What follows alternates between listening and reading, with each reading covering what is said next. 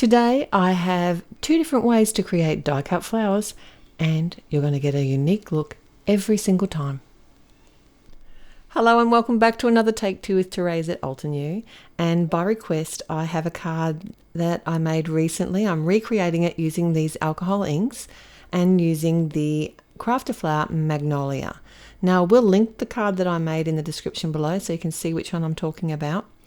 These Crafter flowers have a layering guide on the back. So basically, to create my first flower, I'm going to be using the alcohol inks, and this flower is quite large, so I wanted to make sure that I created enough alcohol ink background to make all the layers for this flower. So when I was looking at the layering guide, and you can either look at your packaging or there is also a layering guide at the online store, and you can find that linked with the product itself. You can see that you do need different depths of color. So I do know that I need a darker area, some lighter areas, and some that are kind of in between. Now, alcohol ink backgrounds are so fun, quick and easy to make. I have some cardstock here.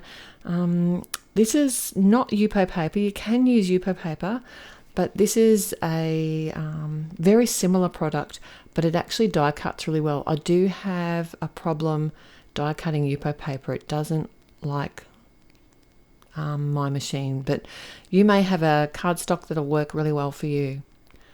So I'm using the Sugar Plums alcohol inks here. Now these are fabulous. They are the refill inks actually that you get for your artist markers, but they're also an alcohol based ink, so they're perfect for this technique. And I'm using the blower tool to kind of move the ink around, as well as some blending solution. I'm trying to keep some of the areas lighter and darker. I have got the three of the colors from that set. It was the pale mauve, amethyst, and the grape agate, but you could use any colors that you like. If you wanted an area to be lighter, then you do need to add more of the blending solution, or darker, just add a darker color and don't move it around so much. Now, don't get too hung up about how the background is working, because basically you're going to be able to pick and choose the spots that you're going to be die cutting from. So this isn't going to be the finished product. This is just what we're going to be working with to build the flower. And like I said, I used the layering guide to give me an idea of how much of each layer I'm going to need. It's quite a big flower. So this is I think it's about a half of an A4 sheet here. And I thought it'd be fun to add a little highlight with some silver foil. This is some bright silver toner foil, and basically as the alcohol ink is just about dry, and there is no right or wrong here, I really just look at the alcohol ink, and you know what, if I press it down and it's not quite dry, it doesn't matter. I'll just press it down in another 10 seconds or so, and then just keep trying. It really only likes to pick up on the areas that are heavily inked and often on the edges. So if you haven't added a lot of color to your alcohol ink background, you're not going to be able to pick up a lot of the toner foil. And this is literally just an option. You do not need to do this step. I just like the little bit of added sparkle that it gives my finished flower. So I do need to create a second background now for the leaves, and I have the Tranquility set this time, and Misty Morning, Cloudy Sky, and Nimbus are the three colors that I used here. I did add more blending solution and actually a bit more air with the blower tool, because I did want this to look a little bit lighter or less busy. Does that make sense? But you can do whatever you want for your project. You can use whatever colors you have. If you don't have the artist marker refills, you can also use other alcohol inks, or you could even blend a background here with your crisp dye inks. That would work really well too. But hold on for a second, because I'm going to be sharing another way to use those and this flower very soon.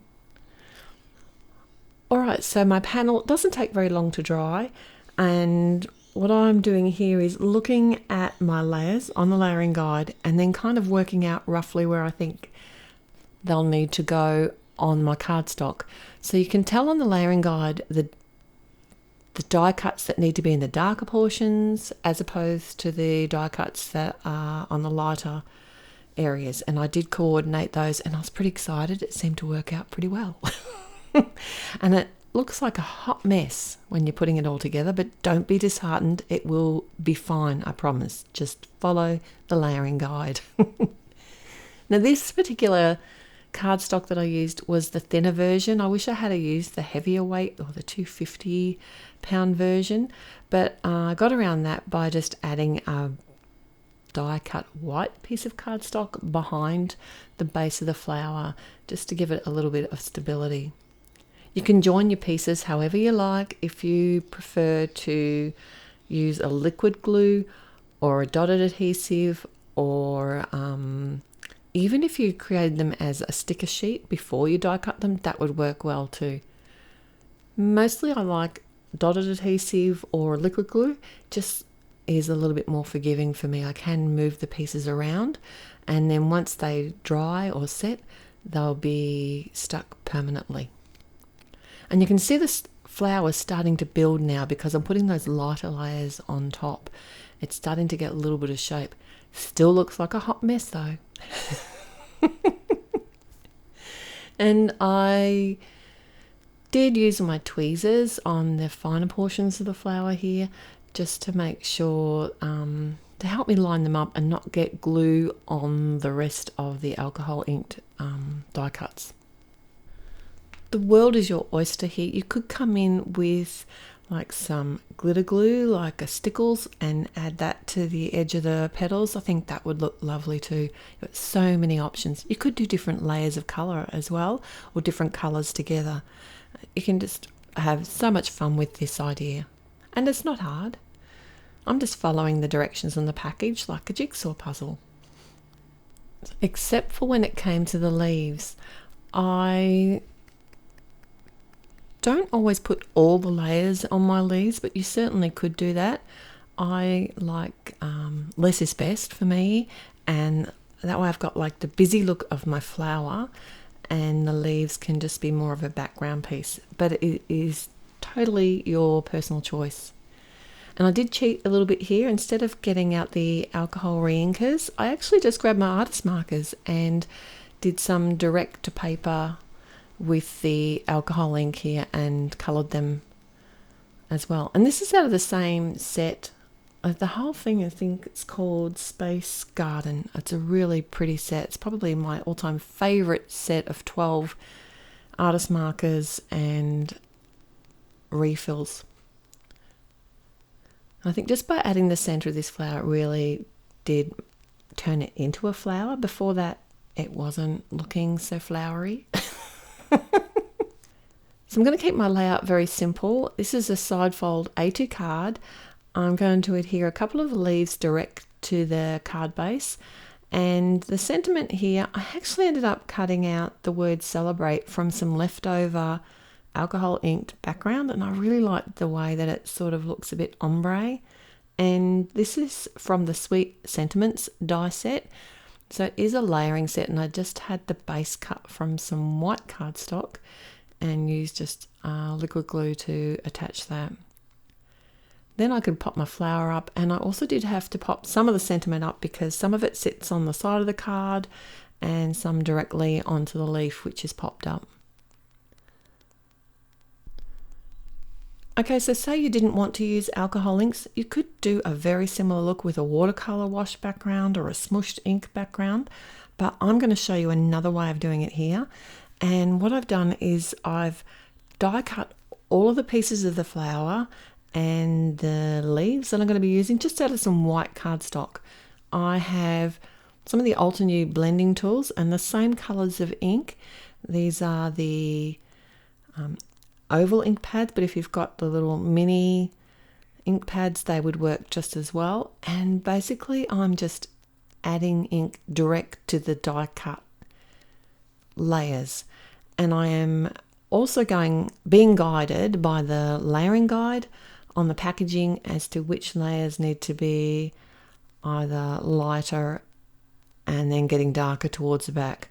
Although you will notice I did change it up a little bit. I initially coloured the base of the flower in the purple, and it wasn't really doing it for me. It wasn't dark enough. So I came back in and I tried the plum, and I do like it darker.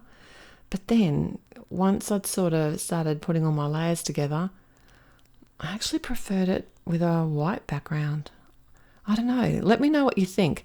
Do you think I should have stayed with the dark purple in the back of the flower? I mean, I don't hate that. I just preferred the white background and keeping it really nice and light and airy. Now the leaves I blended with the same colours. They were just lacking that green tone. So I actually grabbed my green blending tool. I didn't re-ink it with anything. I just used the ink that was left on there and added sort of a green layer to all the die cuts of my leaves.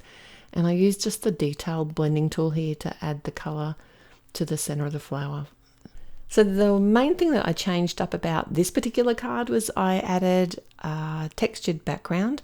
This is the Ribbon Waves 3D embossing folder. And I like the fact, because it's still white, it actually doesn't detract from the flower itself, but it does give a little bit of interest to the background on the card. I've got some of the 1-inch ultra sticky tape from Altenew. I just know because this background has that dimension, it'll need that extra bit of adhesive to make sure it doesn't come apart from the card base. And I also kept a very similar layout with the bouquet here. I did the 3 leaves again, and then the flower in the center. And then for the sentiment, I had one that I'd already made and not used, and this is from the Sweet Sentiments hot foil plate set, which coordinates with the Sweet Sentiments die set. Now I layered that up. Oh gosh, I think I was going to do it 4 times, but it was already layered up, so it ended up being quite thick. Now I used a liquid glue to hold this sentiment in place because of the dimension in the background. And I do really like how this turned out with that pale sort of pastel-y colour look. But probably my favourite is going to go to the alcohol inked background die cut into a flower. Let me know which one's your favourite in the comments below. Thanks so much for joining me here today. If you did enjoy today's video, please click on the thumbs up button. And if you haven't already, it'd be awesome if you could subscribe to the channel. I've linked 2 more videos here, and I hope you enjoy them. Till next time, happy paper crafting. Bye.